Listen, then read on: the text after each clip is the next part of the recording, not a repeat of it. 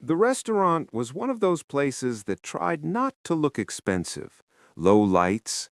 If this moved you, don't forget to like, share, and subscribe to Sunrise TV for more heartfelt stories. Polished wood, quiet music meant to suggest privacy rather than luxury. For Daniel Cross, it felt familiar. He had closed more deals over linen tablecloths than in boardrooms. Tonight was no different. At least, that was what he believed.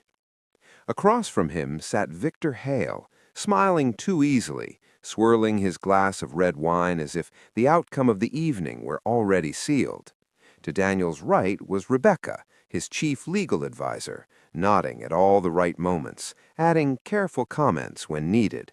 On the surface, it was perfect, calm, controlled. Daniel talked numbers, expansion, market share. He spoke with the confidence of a man who had never been wrong when it mattered. What he didn't notice were the details. He didn't notice how Victor checked his watch twice in the first 10 minutes, not with impatience, but with anticipation. He didn't notice Rebecca's fingers tapping against the stem of her glass whenever Daniel mentioned ownership percentages.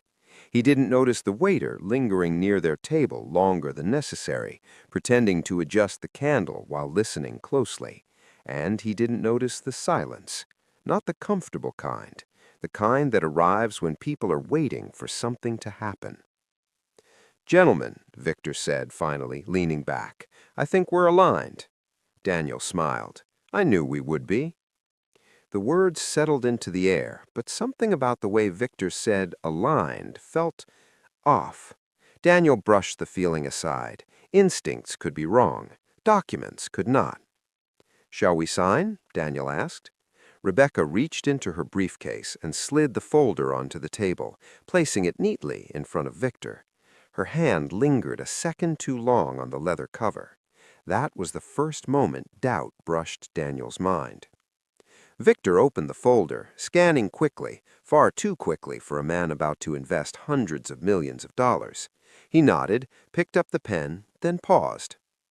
"I just need one confirmation. This clause here, Section 14. Daniel frowned. "What about it?" Victor looked at Rebecca, not Daniel.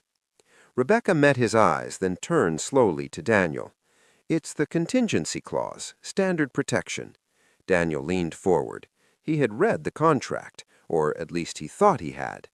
"Protection from what?" he asked. Rebecca's smile was professional, controlled, almost gentle. "From you." The word hit harder than